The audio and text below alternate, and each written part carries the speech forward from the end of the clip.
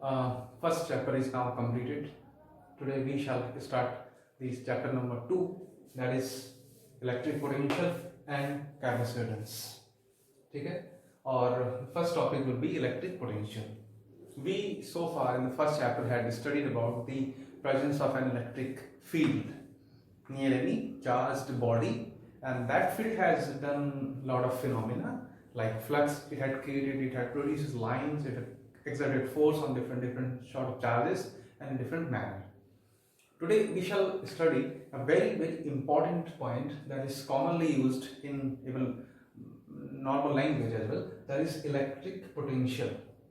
This is denoted by V, okay, or sometimes phi. So that's not our part of business. We shall deal with V only. Okay, now electric potential will be always present if and only if we have a charge, and that charge must have produced some sort of electric field. Electric field अगर है तो electric potential exist करेगा. और electric field कौन produce कर रहा है, कैसा बॉडी होगा हमें नहीं मालूम, बट ये डेफिनेट है कि वो फील्ड कोई ना कोई चार्ज्ड बॉडी डेफिनेटली प्रोड्यूस करती होगी. ओके, तो इलेक्ट्रिक पोटेंशियल बनाने के लिए सबसे ज्यादा इंपॉर्टेंट रोल किसका है, इलेक्ट्रिक फील्ड का. ओके, और इलेक्ट्रिक पोटेंशियल की बात पे आ जाते हैं तो डेफिनेशन जो भी है वो ये कहता है कि सपोज एक हम चार्ज बॉडी ले लेते हैं दैट इज क्यू, और इस चार्ज बॉडी के आसपास एक डिस्टेंस आर पर एक पॉइंट पी है, और मैं आपसे कह देता हूं कि इस पॉइंट पी पर जो इलेक्ट्रिक पोटेंशियल है V is equal to 5 volt, right? This is the potential at point P due to this charge Q. थोड़ा इसको कैजुअली जनरल सेंस में लेते हैं. इसका मतलब क्या है, इसका मतलब ये कहता है कि अब एक पर्टिकुलर पॉइंट आ गया, अब ये चार्ज पार्टिकल है, इसके चारों तरफ क्या होगा, इलेक्ट्रिक फील्ड. इलेक्ट्रिक फील्ड कैसा होगा, 3 डायमेंशनल सिमेट्रिक, यानी हर डायरेक्शन में इक्वली बढ़ते रहेगा, यानी उसका डिस्टेंस होगा, ये आर डिस्टेंस है. इस पॉइंट पर इलेक्ट्रिक पोटेंशियल कितना है, 5 वोल्ट. इट मींस अगर एक चार्ज्ड बॉडी है जिसपे चार्ज कितना है, सपोज 1 कूलम है, राइट? तो इस 1 कूलम ऑफ चार्ज को अगर आप इंफिनिटी से चल के उसको लेके आ रहे हैं इंफिनिटी से इस पॉइंट P तक, तो हमें कुछ वर्क करना पड़ता है. वो वर्क कितना होगा, that will be equal to 5 joule. यानी उस 1 कूलम ऑफ चार्ज को इंफिनिटी से उस पॉइंट तक लाने में कितना वर्क करना पड़ा, 5 जूल. That is work. समझ आ रहा है? तो वर्क डन हम कितना हुआ, 5 जूल. इसका मतलब है कि उस पॉइंट पर 1 कूलम ऑफ चार्ज को लाने के लिए कितना वर्क डन किसी और को, थर्ड बॉडी को करना पड़ता है. That is called the potential at that particular point. तो यहाँ 5 वोल्ट का मतलब है 5 जूल का वर्क करना पड़ा होगा अगर मैंने 1 कूलम ऑफ चार्ज को कहां से, इंफिनिटी से उस पॉइंट पर लाके खड़ा कर दिया. और ये पॉइंट किसके पास खड़ा है, एक कोई सोर्स चार्ज है, तो ये अपने चारों तरफ क्या प्रोड्यूस कर रहा होगा, इलेक्ट्रिक फील्ड. इसके पास इस पॉइंट तक आने के लिए somebody else had to do a work of 5 joule from infinity to that particular point. And if 5 joule of work has been done to bring that charge from infinity to that particular point, then we say the potential at this point is equal to 5 joule. इसका मतलब क्या हुआ, if I had brought 2 coulomb of charge, then I must have done what, 10 joule of work. समझ में आ रहा है ना कि 1 coulomb of charge को वहां से इंफिनिटी से इस पॉइंट तक लेके आ रहे हैं, जितनी भी बार, हर बार में कितना वर्क करना पड़ेगा, that will be equal to 5 volt. अब अच्छा, अब मैं इसको इस डायरेक्शन में क्यों ले रहा हूँ, मैं आपकी तरफ से लेके आ रहा हूँ, आपकी तरफ से कहाँ, ये इनफाइनाइट डिस्टेंस पर से कहीं से ये धीरे धीरे इस पॉइंट पर आके बैठ जाता है। रास्ता कोई भी हो हमें कोई मतलब नहीं है, because electric field is symmetric, her direction में इसकी प्रॉपर्टी क्या होगी, या डिस्टेंस बिल्कुल सेम, राइट।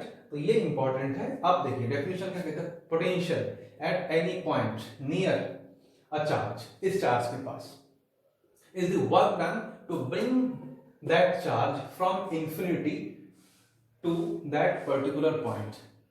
इसमें एक चीज थोड़ी छिपी हुई है, वो क्या कहता है कि पर यूनिट चार्ज को लेके आया। अब यूनिट का मतलब है, अगर मैं 3 कूलम ऑफ चार्ज को लेके आता हूं तो I must have had done how much, 15 joule of work. इसका मतलब है पर कूलम कितना वर्क हो रहा है, 5 जूल। तो 5 जूल के लिए 5 वोल्ट नाम आ जाएगा। ध्यान रखें, वर्क डन 5 जूल है, और इस पॉइंट पर पोटेंशियल कितना कहलाएगा, that is equal to 5 volt, right. तो ये डेफिनेशन के अकॉर्डिंग तो ये है। तो अगर इसको मैथमेटिकल फॉर्मेट में देना चाहे कि potential V eight any point suppose हमने P नाम दे दिया, इज इक्वल टू क्या होगा कि वर्क डन अपॉन चार्ज,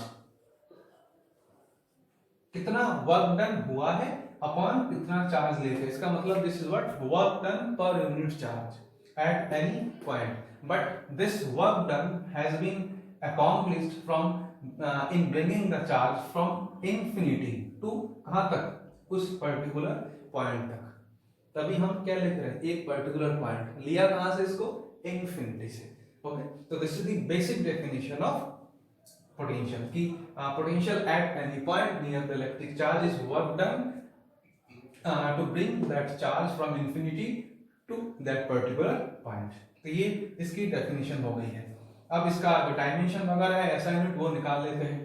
तो ऐसा यूनिट क्या हो जाएगी, वर्क डन क्या होती है जूल, और ये क्या है चार्ज कूलम, इसको हम जूल पर कूलम बोलते हैं और वोल्ट बोल देते हैं, जैसा कि पहले ही मैंने आपको बताया था। 5 वोल्ट 10 वोल्ट 200 वोल्ट, आप लोग घर में देखते हो कि 220 वोल्ट 11,000 वोल्ट का लाइन हमारे घर के ऊपर से जा रहा है, ट्रांसफार्मर में इतना वोल्ट आ रहा है, that volt is simply this potential, electric potential. Okay, now what about dimension, dimension देख लेते हैं। डायमेंशन ऑफ वर्क या कितना हो जाएगा, working ml² t-2 over charge का क्या होगा, चार्ज इक्वल टू होता है Q equal to I into t, I for current for ampere, यहाँ पर A इंटू टी आ जाएगा। This is the dimension of electric charge. Now simplify this, तो this equals to ml² t-3 and A-1, this is the dimensional formula for electric potential। फिर से एक बात देख लो, किसी एक पर्टिकुलर पॉइंट तक मैं चार्ज को कहां से लेकर आ रहा हूं, मान लीजिए मेरा चार्ज है 1 कूलम का ये, और इस चार्ज को मैं इस पॉइंट पे लेके आ रहा हूं, कहां से, इंफिनिटी से। ये मेरा चार्ज कैसे भी लहराता हुआ, अलग अलग डांस करता हुआ भी अगर आ सकता है, स्ट्रेट फॉरवर्ड नहीं आ रहा है बट वो डांस करता हुआ भी आ सकता है, लेकिन कहां पर आ रहा है, इस पर्टिकुलर पॉइंट पे आके बैठ गया। तो यहां तक लाने में मुझे कितना वर्क, अब ये पॉइंट क्या है P था, इसके दूर कहीं भी आसपास एक बड़ा सा सोर्स चार्ज है, बहुत तगड़ा वाला चार्ज, उसके लिए बड़ा सा क्यों ले लेते, तो ये चार्ज अपने चारों तरफ इलेक्ट्रिक फील्ड प्रोड्यूस कर रहे हैं बस। तो ये इस चार्ज को आने के लिए अपोज करता है, बट हम लेके आ रहे तो हमें वर्क करना पड़ेगा। अगर ये पॉजिटिव है तो पॉजिटिव चार्ज को इस पॉजिटिव चार्ज के आसपास अगर लेके आएंगे तो ऑब्वियसली वर्क हमको करना पड़ेगा। तो ये डांस करता हुआ कहाँ आ गया, इस पॉइंट पर आके बैठ जाता है। कितना वर्क हुआ, कुछ भी व्हाटएवर, अब मान लो 100 जूल, कितने का चार्ज है 1 कूलम, तो डेफिनेशन क्या बन जाएगा 100 joule upon 1 coulomb equals to 100, यानी इस पॉइंट पर पोटेंशियल कितना हुआ 100 वोल्ट, दैट्स इट।